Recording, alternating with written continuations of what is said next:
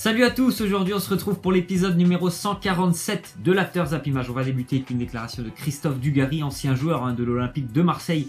Il est maintenant consultant pour Canal et il nous dit Garcia est impressionnant, il arrive à mobiliser tout le monde.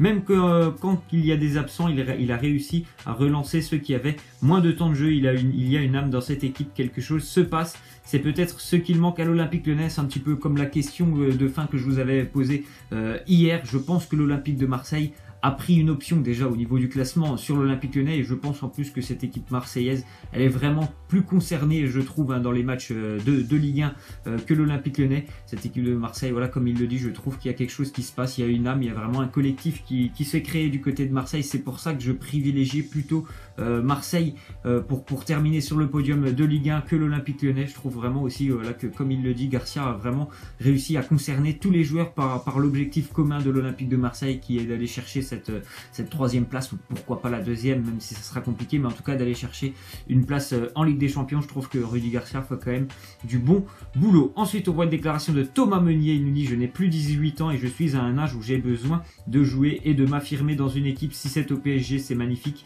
Si c'est autre part, voilà. Donc je pense que pour Thomas Meunier, c'est dommage. Je pense qu'on aurait pu vraiment lui faire plus confiance du côté de Paris cette année. Et il me semble que voilà, Dani Alves, il n'a pas non plus été exceptionnel toute la saison, mais de Thomas Meunier, on lui a laissé que trop peu de chance, notamment au niveau européen en Ligue des Champions.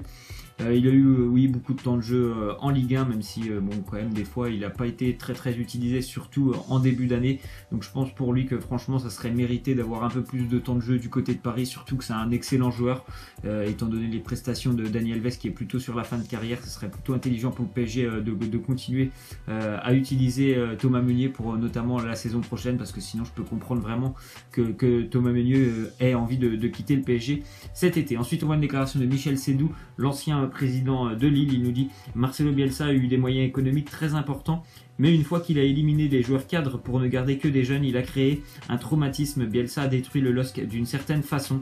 C'est vrai que bon bah voilà, dès l'arrivée de Marcelo Bielsa du côté de Lille, Marcelo Bielsa il a eu des choix forts. Il a tout simplement choisi de garder et souhaité d'avoir que des jeunes dans son effectif, ce qui pose bien sûr problème du côté de Lille, et qui a posé beaucoup de problèmes depuis le début d'année.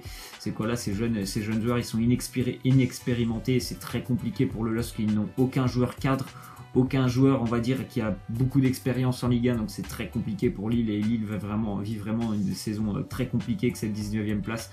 Je pense vraiment que ça sent pas très bon pour la fin de saison des Lillois. Ensuite on voit une déclaration de Laurent Blanc. Il nous dit: sincèrement, s'il y a un projet qui se présente, ce sera avec un grand plaisir, un retour au PSG. Ce serait très compliqué, mais s'il y en a un, on l'étudierait. Donc pour Laurent Blanc qui a quitté Paris maintenant depuis presque 3 ans, il me semble 2 ans ou 3 ans, Laurent Blanc, toujours sans club, et il attend vraiment un projet qui puisse l'intéresser. Donc bien sûr, je pense que si le PSG lui propose quelque chose, il va sauter sur l'occasion, mais je suis pas sûr que ça soit vraiment la solution pour le Paris Saint-Germain de rapatrier Laurent Blanc, comme aussi on entend dans les rumeurs que le PSG aimerait voir revenir Carlo Ancelotti. Je pense vraiment qu'il faut du 109 niveau entraîneur du PSG et pas rappeler ces deux anciens entraîneurs. Ensuite on voit une officialisation du côté de Manchester United. Michael Carrick annonce en conférence de presse qu'il prendra sa retraite à l'issue de la saison. Il a été longuement blessé cette année, Carrick, donc là il joue plus vraiment du côté de United cette année, mais quand même un garçon qui a passé presque 13 ans du côté de Manchester. Il est là depuis 2005 il me semble à United. Il a fait aussi des petits passages il y a plus de 10 ans du côté de Tottenham, mais voilà, un garçon vraiment qui a de l'expérience, et un garçon qui a compté dans l'histoire de Manchester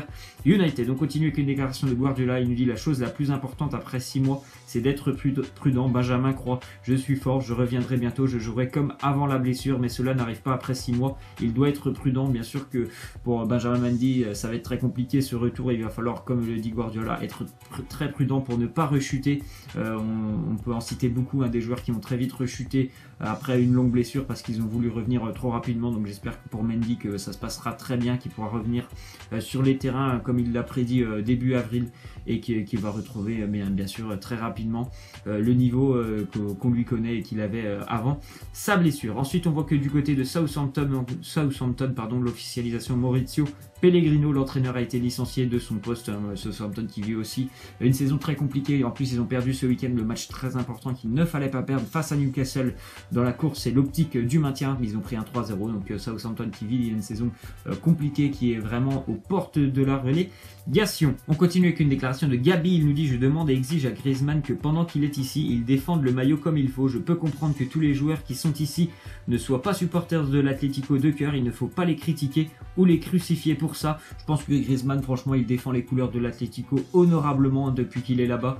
Il ne se plaint jamais. Il a aussi surtout été critiqué il y a quelques mois par les supporters de l'Atlético qui l'ont beaucoup sifflé. Maintenant, tout le monde l'adule du côté de Madrid. Je pense que c'est quelqu'un vraiment qui mouille le maillot. Je pense qu'on ne peut pas lui reprocher grand-chose du côté de l'Atlético Madrid. Après, voilà, en ce moment, il y a énormément de rumeurs qu'il envoie du côté du Barça, mais c'est pas lui qui crée ces rumeurs, c'est plutôt la presse autour. Donc je pense vraiment que Griezmann n'a rien à se reprocher du côté de Madrid. On continue donc avec le Real Madrid qui voudrait se séparer de 3 joueurs cadres et 3 joueurs hyper importants pour tout simplement essayer de rapatrier Neymar. Bon, même si c'est pas Neymar, parce que il y a tellement de rumeurs autour du Real en ce moment. Les rumeurs Neymar, en ce moment on relance aussi la piste Mohamed Salah, la piste Harry Kane. Mais en tout cas, et c'est sûr que pour le Real, vraisemblablement, il y aura 3 gros départs cet été. Normalement, Gareth Bale qui plaît énormément en Angleterre, devrait quitter le Real. Ses blessures à répétition, ça a vraiment énervé du côté de Madrid. Isco aussi qui serait sacrifié. Franchement, Isco, je pense qu'il n'a pas vraiment envie d'être dans une équipe où il y a vraiment un leader comme Ronaldo. On voit très bien que ça va pas trop entre les deux. Et bien sûr aussi Karim Benzema, normalement, qui devrait quitter le Real. Tout ça pour essayer certainement de recruter une énorme star cet été. Pourquoi pas Neymar? Bon, ça serait assez compliqué, mais pourquoi pas Neymar ou un Harry Kane? Donc on verra tout ça cet été. Ensuite, on voit une déclaration de Justin Kluivert, l'attaquant l'ailier gauche de l'Ajax Amsterdam. Il nous dit: je ne suis pas en contact avec Messi, donc je ne sais pas si l'intérêt du Barça est vrai. Lui seul le sait, mais c'est bon à entendre. On entend aussi beaucoup parler en ce moment de rumeurs entre l'Ajax et le Barça pour le transfert de Justin Kluivert, un jeune joueur mais qui a un énorme potentiel. Il a seulement 18 ans, l'ailier gauche de l'Ajax Amsterdam. On continue avec André Gomez, le joueur du Barça, qui nous dit: ma vie est devenue très compliquée, je me suis totalement renfermé, la pression est énorme, je me sens mal pendant les matchs, je n'ai que des idées noires même pendant les entraînements. Donc c'est compliqué pour André Gomez. Il est arrivé depuis maintenant 1 an et demi à Barcelone, il n'a jamais pu s'imposer, il a eu beaucoup de mal à s'imposer sur le terrain. Franchement, ses prestations, elles sont assez décevantes, et en plus de ça, il est en train vraiment de s'enfermer dans sa bulle, dans un cercle vicieux. Il n'arrive pas vraiment à prendre les choses en main, et il joue vraiment avec le frein à main quand il peut jouer déjà avec le Barça. Donc il est vraiment pas très bien du côté de Barcelone. Il a même fait des déclarations, il avait honte de sortir dans la rue, tout simplement parce qu'on pouvait le reconnaître et un petit peu le fustiger, ce qui est normal parce qu'il est vraiment pas au meilleur de sa forme, André Gomez. On continue avec Didier Deschamps qui envisage de sélectionner Ousmane Dembélé jeudi pour les matchs amicaux de la France face à la Colombie et la Russie, alors que Kingsley Coman sera forfait. Je pense que, étant donné que Ousmane Dembélé devrait faire partie du groupe France pour la Coupe du Monde, même si c'est sûr qu'il revient de blessure, je pense que Didier Deschamps a envie quand même de le voir et de le revoir. Surtout, il avait été absent du dernier rassemblement, donc je pense que c'est plutôt pas mal de le rappeler, même si c'est sûr que c'est un retour de blessure. On continue avec Maurizio Sarri, l'entraîneur du Napoli, qui aurait accepté de prolonger son contrat avec le club napolitain. Donc l'officialisation pourrait intervenir à la fin du mois. Je pense que c'est une bonne chose pour le Napoli, parce que là ils ont vraiment un entraîneur qui est très très intelligent au niveau tactique, et franchement ce Napoli il joue merveilleusement bien, ce Napoli en Serie A. Ils seront peut-être pas récompensés encore une fois du titre cette année, tellement la Juventus est impressionnante en ce moment, mais c'est vraiment une équipe qui est très très agréable à voir jouer, et cet entraîneur est vraiment formidable aussi, Maurizio Sarri. Ensuite on voit les stats de Ciro Immobile avec la Lazio cette année. C'est quand même assez intéressant ce qui est fait de Ciro Immobile: 35 matchs, 33 buts et 8 passes décisives. Il a encore marqué ce week-end un but important en plus pour la Lazio, qui est allé chercher un match nul du côté de Cagliari à la 94e minute grâce à Immobile.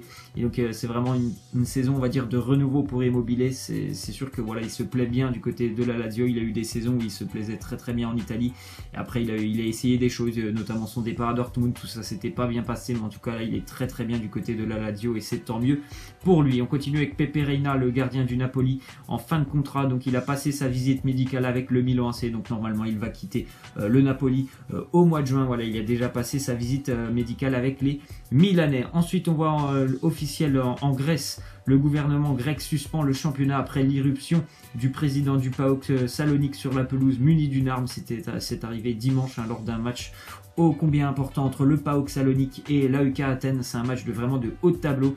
Le PAOK qui s'est vu refuser un penalty dans le temps additionnel. Donc le président est intervenu sur le terrain avec un taser pour aller invectiver un petit peu de l'arbitre. Donc voilà, il y a pas mal de problèmes, notamment aussi en tribune en Grèce. Donc le championnat est suspendu. Ensuite, on voit une petite info. Donc ce soir, il y a un match de Ligue des Champions entre Manchester United et Séville. La chose un petit peu intéressante, c'est que voilà, c'est les deux anciens vainqueurs de l'Europa League. Manchester, c'était l'année dernière, et Séville qui a remporté l'Europa League 3 fois consécutivement, 2014, 2015 et 2016. Et on va terminer avec la question de fin. Je vais vous demander les pronos pour l'autre match de Ligue des Champions entre l'AS Roma et le Shakhtar Donetsk. Le Shakhtar s'était imposé 2-1 au match aller. Donc moi je vois une victoire sur le même score pour la Roma, 2-1 pour la Roma ce soir. Et je vois ce match se terminer en prolongation ou au tir au but. Mais en tout cas sur les 90 minutes, je vois une victoire de la Roma, 2-1. Laissez-moi en commentaire vos pronos pour ce match. Voilà, c'est la fin de cet After Zap Image. J'espère que ça vous aura plu. N'hésitez pas à lâcher des likes, à vous abonner. Moi je vous laisse et je vous dis à la prochaine. Ciao!